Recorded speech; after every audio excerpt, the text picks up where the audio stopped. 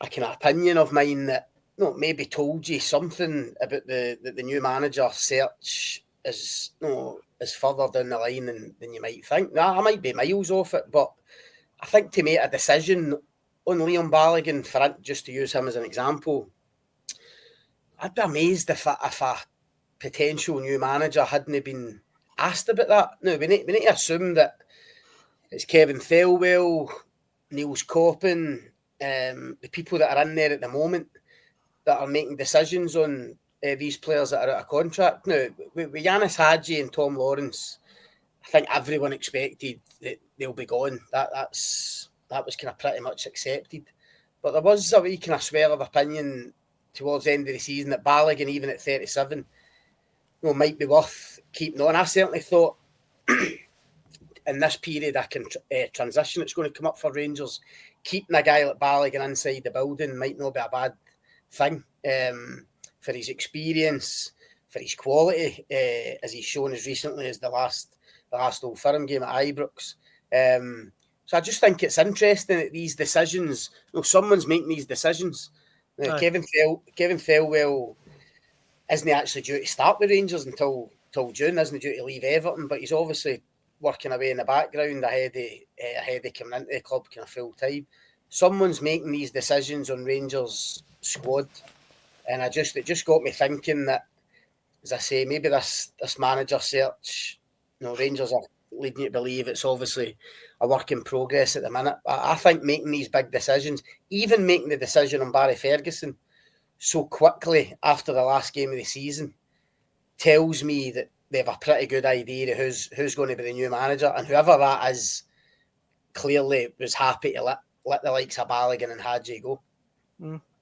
And Keith, I know we've talked about it a fair few times this season, but John David says, thanks for your service, Ianis. You leave us with some great memories. Shabbily treated at the start of the season, and unlike Dessers and Raskin, you weren't hiding up the back of the penalty queue in the cup final.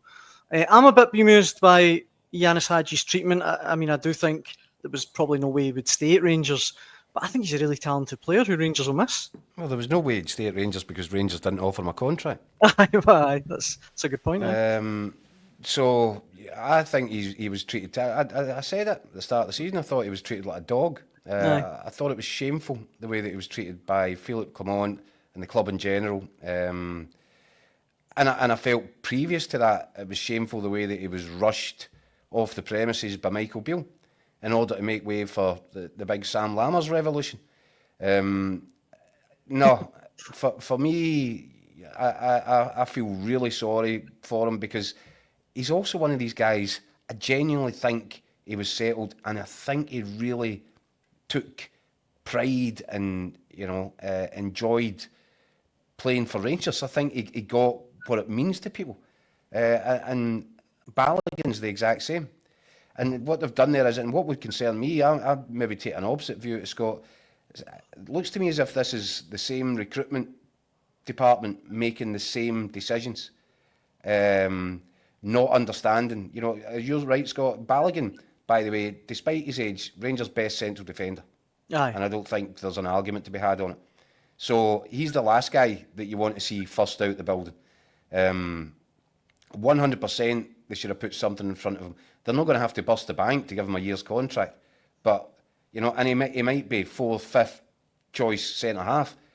But he's a guy that's proven time and time again he can be relied upon. He also really bought into the club in general, and I think he enjoyed the fact that he had that kind of 3-month stint with Barry Ferguson and Billy Dawes and Neil McCann, because they got it and he thrived on that. So I think that's a mistake. I think that Barry Ferguson had seen enough in Kasanwirjo in terms of his personality and his potential that was one that had he remained in charge, Kasanwirjo would have, I think, a contract offer would have been made there. He was desperate to keep Cerny, but that would have required Rangers meeting, what was it, €7 million, whatever that, 6 and a bit million euros, whatever it was for Cerny. Mm-hmm. Barry Ferguson would have pushed for that. So that tells you, and now you start to wonder, well, I wonder if that might be one of the reasons that they were so quick to say thanks but no thanks, because recruitment had their own very clear and very specific plan for this summer. And if that is the case, and it's recruitment that are in total control of who comes and who goes, given their track record, then you just have to look at it and wish whoever it is that's about to be named as the new manager all the very best of luck, because that is a terrible starting point if you're relying on the same people that have been in charge of recruitment over the last however long it's been, because it has been catastrophically poor. I'm just trying to imagine the conversation. The new manager comes in and he's building a squad and shaping the squad, and at some point he says to them, well, I really need a third or fourth choice centre back. I want somebody experienced, 6 foot, play left side, he's got a bit of pace. Where's the big guy Balogun? It's too much. And they go, oh, funnily enough, we just let one of them go. He's just signed for Bolton. Do you know what I mean? It's like, I don't know. That did kind of baffle me slightly. No, who's making that decision? Why the rush to make that decision when Balogun might well be somebody that the new manager would have looked at and thought, no, he'd be. But Scott, on what basis would he not be?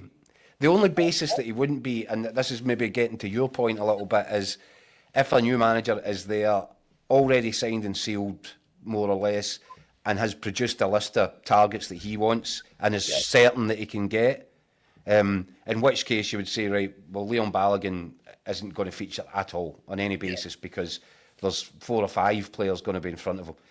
Then I can just about get it.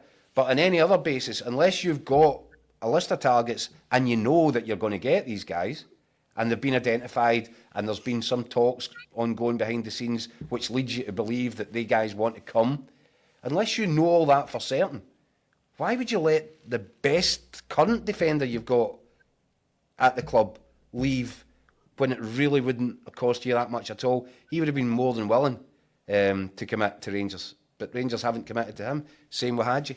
And you just look at it, I certainly look at it, and I would worry from a Rangers perspective that they've got the wrong people in charge of a very crucial department. And not only that, but maybe part of, the reason that Barry Ferguson was not going to be a fit for Rangers, and maybe this points to what they do think is going to be the right fit as a manager, is he has nothing to do with that. This is going to become one of these clubs where recruitment is entirely run by this side of the building over here, and it's the manager or head coach's job to take whatever he's given and make a team out of it. Yeah. Because if Rangers are going to stick to that, and the recruitment sort of process doesn't change and change dramatically, there's no way out for them, because they're locked into a sort of death spiral with the people that are making these decisions. I think that's a very fair point.